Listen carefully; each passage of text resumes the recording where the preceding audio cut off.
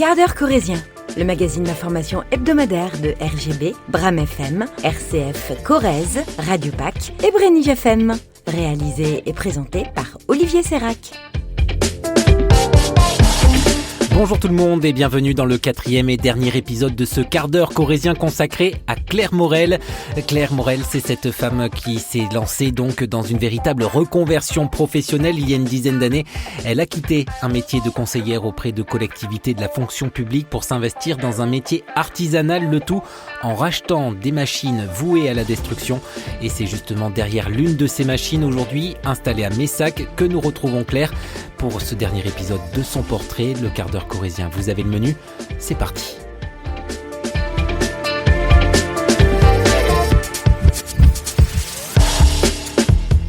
J'ai un fil de 2,2 mm, donc il faut que je tienne compte de l'effet ressort. Donc il faut que mon angle il soit un peu plus fermé qu'un angle à 90 degrés et que ma butée fasse en sorte que voilà. Alors là je suis allée trop loin, mais voilà. Et en gros, quand on fabrique une pièce, énormément de temps qui est consacré au réglage, pointage de tout ça. Et c'est aussi la raison pour laquelle quand on fait une pièce, qu'on fasse une pièce ou 10 pièces, c'est quasiment pareil, quoi.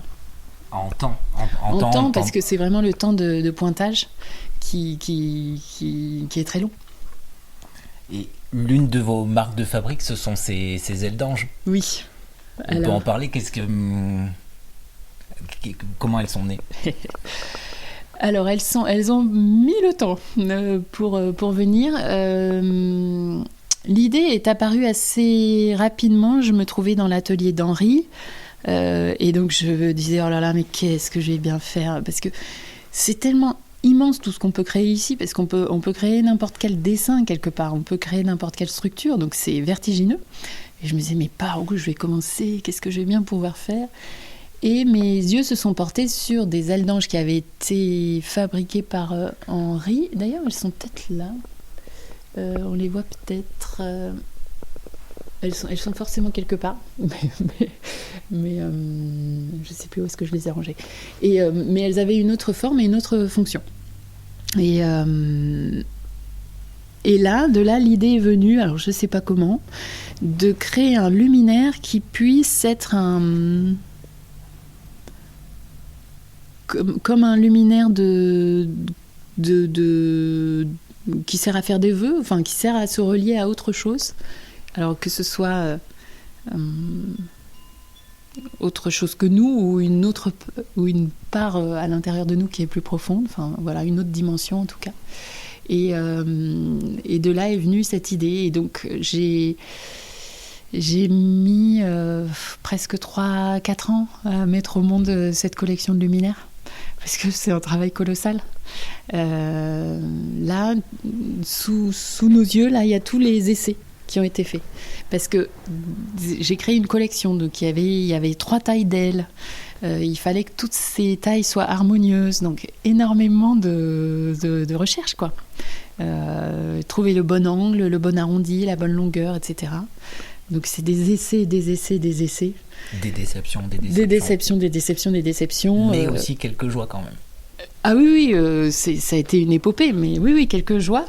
Mais vraiment un temps très long, parce que je me heurtais à beaucoup de contraintes techniques, des choses que je pensais pas pouvoir dépasser, puis finalement je laissais le sujet de côté, puis finalement hop, il y avait une idée qui arrivait et qui me permettait de débloquer la situation.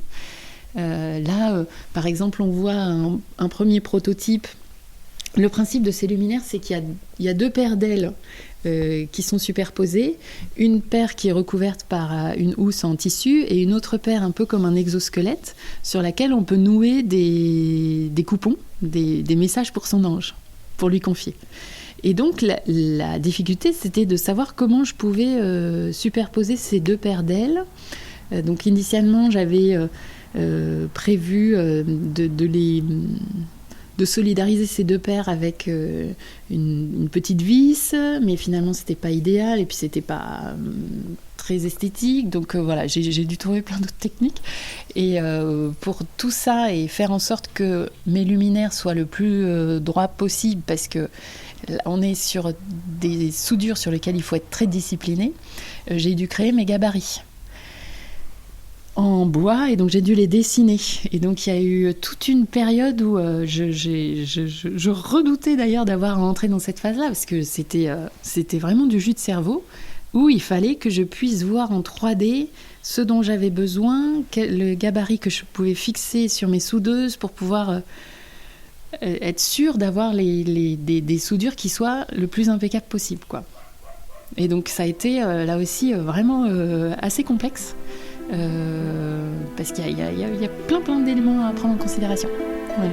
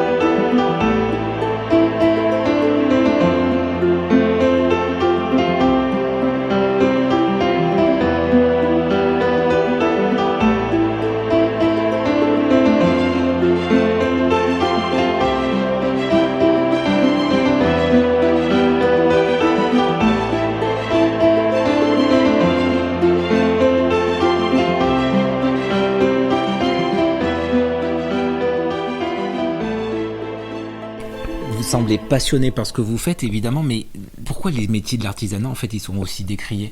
Pourtant, vous me dites, ça demande de la réflexion, il y a de la création, c'est hyper intéressant. Décrier, c'est-à-dire dans le choix des filières. Ouais, ou même vous, dès le départ, pourquoi vous n'êtes pas dit, tiens, je vais vraiment faire de la création, et vous êtes perdu, entre guillemets, dans les ors de la République, j'allais dire. Non, c'est pas ça, mais perdu dans des études que vous souhaitiez faire au départ, comme il n'y a pas de... Oui, alors après, moi, je renie rien des choix que j'ai faits, des études que j'ai faites. Parce que ça vous a nourri aussi. Oui, ça m'a nourri, puis ça continue à me nourrir aussi dans tous les sens du terme. Hein, mais on peut être nombreux, je pense, à avoir envie de faire plusieurs choses, quoi. Et je me souviens, je discutais avec une jeune consultante qui disait, mais moi, j'adorerais travailler 3 jours par semaine à faire mon métier de consultante, et les 2 autres jours, j'aimerais être dans des choses beaucoup plus concrètes, aller faire le ménage dans des chambres d'hôpital, quoi. Et pourquoi on ne pourrait pas avoir ces vies-là ? Je pense vraiment que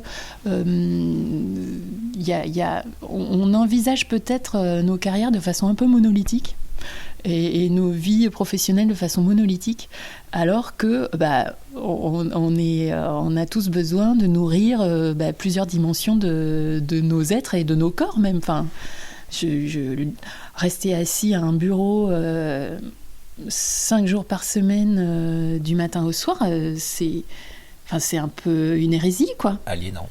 Oui, il y a quelque chose. Alors, peut-être que ça plaît à certaines personnes, mais moi, je constate, en ayant fait ces changements dans ma vie, les bienfaits du mouvement, quoi. D'aller chercher mon bois à la scierie d'à côté, parce que je dois expédier une palette et que j'ai besoin de la renforcer avec des bouts de bois, et c'est génial d'introduire ce mouvement. Et donc, je pense qu'on voit les carrières de façon trop monolithique, et alors que ça ferait peut-être du bien à tout le monde d'aller faire des choses un peu virtuelles, on va dire. Quand je dis virtuelles, c'est travailler sur des ordinateurs et faire des choses intellectuelles, entre guillemets, parce qu'il y a aussi de l'intellect partout, hein, et puis de faire des choses beaucoup plus concrètes où on bouge des choses, on bouge son corps, on est en contact avec des gens, et puis... Et on réfléchit aussi. Et puis on réfléchit, oui, mais clairement. Certains le font en allant courir, en allant faire du vélo, en allant se faire mal physiquement. Ouais. Mais on peut aussi le faire différemment. Oui, exactement. Ouais. Et dans le choix des carrières, c'est vrai... moi, j'ai pu constater ça. Maintenant, donc, je côtoie des artisans d'art et des gens qui ont fait le choix dès le début, qui ont fait je crois que c'est des lycées, des études d'art appliqué, mais ça peut se faire dès le lycée, hein, ces choix-là. J'avais rencontré une joaillière qui était exposée au Grand Palais, parce qu'en fait, elle a suivi sa voie dès le début. Et ce sont des voies tellement nobles. Et si bien que, moi, c'est ce que je dis dans les stagiaires que j'ai eu l'occasion de rencontrer, notamment une jeune stagiaire, je disais, mais si tu as cette envie-là, mais suis cette voie, mais va vers ton talent dès le départ, quoi. C'est tellement important. De s'écouter, finalement. De s'écouter, ouais. Et de ne pas faire attention à cette deuxième petite voix derrière qui dit attention, tu vas pas en vivre, Oui, c'est sûr que le risque existe, hein, mais au moins tenter, quoi. Il sera toujours temps après de retomber sur ses pattes autrement.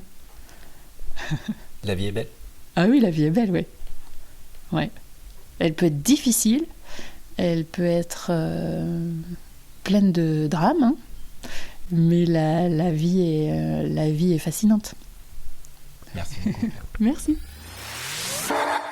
Alors écoutons ces petites voix qui nous parlent et qui nous disent aussi que l'on peut y arriver. Il suffit juste, et je sais que c'est facile à dire, il suffit juste de se faire confiance. Merci énormément à Claire d'avoir pris de son temps pour me recevoir et nous transmettre son parcours et ses réflexions inspirantes. Merci à vous aussi pour votre fidélité et on se retrouve donc dans une semaine avec un nouveau portrait de Corrézien ou de Corrézienne, je ne sais pas encore. N'hésitez pas à m'écrire à cette adresse info@radiograndbrive.fr. Vos commentaires me sont très enrichissants. Et en attendant de vous retrouver dès vendredi prochain, donc je vous souhaite de passer d'excellents moments en Corrèze ou ailleurs. Retrouvez le quart d'heure corrézien en réécoute sur nos sites internet, mais aussi sur les plateformes d'écoute Spotify, Deezer et Apple Podcasts.